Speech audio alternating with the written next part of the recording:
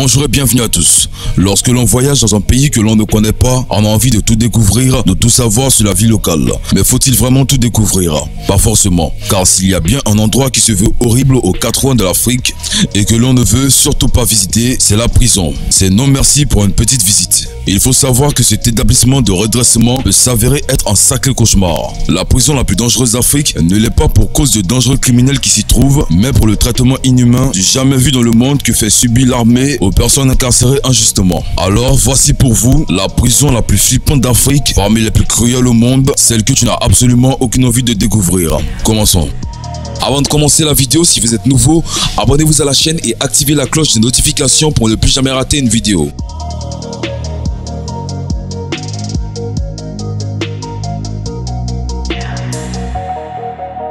Giwa Barrack, Nigeria.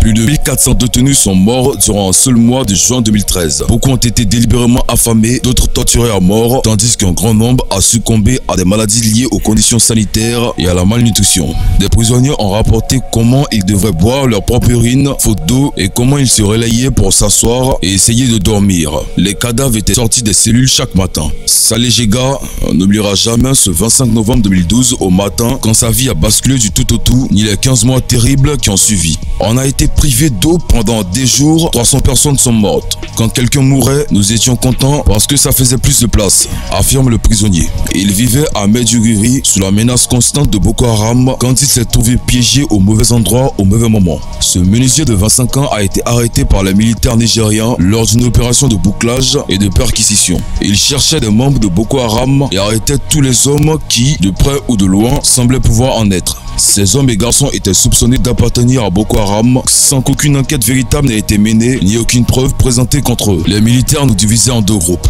les hommes âgés et les jeunes. 14 ont été écartés parce qu'on était trop maigres et qu'on avait des marques sur le corps. Puis ils nous ont attachés et nous ont frappés avec des bâtons et ils nous ont fait monter dans une voiture avant de nous amener à la caserne de Giwa. Plus de 1200 exécutions extrajudiciaires ont eu lieu pendant les opérations. Au moins 7000 personnes sont mortes en détention. On comprend maintenant pourquoi les Nigériens sont révoltés contre une certaine unité censée représenter la sécurité au Nigeria qui n'hésite pas à frapper une fille jugée trop sexy en ville ou incarcérer des jeunes hommes qui possèdent des iPhones parce que selon eux, ce sera certainement des bouteurs. Quelle injustice. Saleh a passé les 15 mois suivants dans une cellule avec des dizaines d'autres hommes dans la caserne de Giwa dans l'état de Yobe.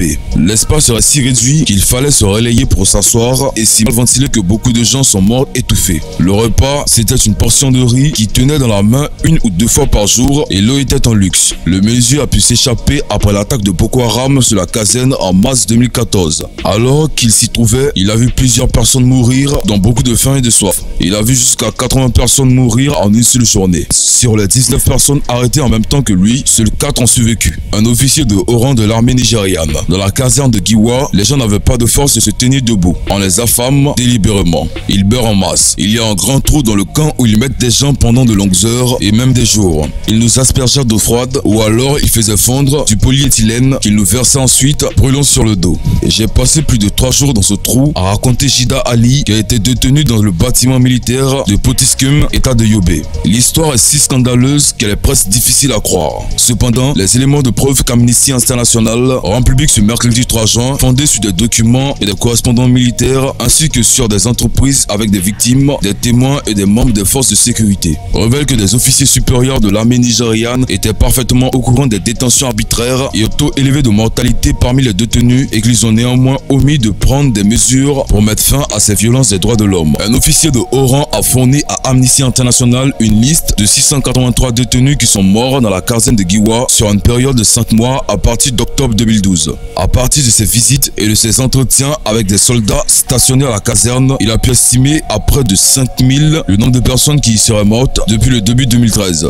La plupart de ces morts n'ont toujours pas été enregistrés officiellement. L'indifférence totale de la précédente administration du Nigeria qui se contenait de ne rien entendre, de rien voir, de rien dire à propos des centaines centaines de récits de morts émanant des centres de détention défient toute raison, a déclaré Sally Chetty, secrétaire général d'Amnesty International. Des centaines de corps n'ont pas été identifiés, des preuves ont été fournies de l'existence de charniers et de récits effroyables de personnes affamées et victimes d'autres violences des droits humains nous viennent de diverses casernes du pays, ce qui justifie hautement qu'une enquête soit ouverte et que les responsables soient traduits en justice. La menace de Boko Haram est réelle, mais elle ne doit pas servir de prétexte pour la campagne totalement inconsidérée que l'armée nigériane mène actuellement contre la population dans le nord du pays. Montrer une personne du doigt n'est pas la même chose qu'enquêter en bonne et due forme, et le maintien de milliers de gens dans des salles de torture jusqu'à ce qu'ils meurent ne protégera pas le Nigeria contre le règne de la terreur imposé par Boko Haram, a déclaré Sally Chetty. Les preuves du caractère systématique des violences des droits de l'humain sont évidentes. La question qui demeure est: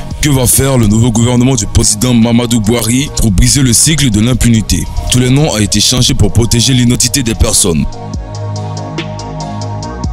Voilà, c'est tout pour cette vidéo. Si vous avez aimé la vidéo, n'oubliez pas de la liker et de la partager avec vos amis. Et si vous aimez le contenu que nous faisons, abonnez-vous à la chaîne et activez la cloche de notification pour ne plus jamais rater une vidéo. Cependant, on se dit à bientôt pour une nouvelle vidéo.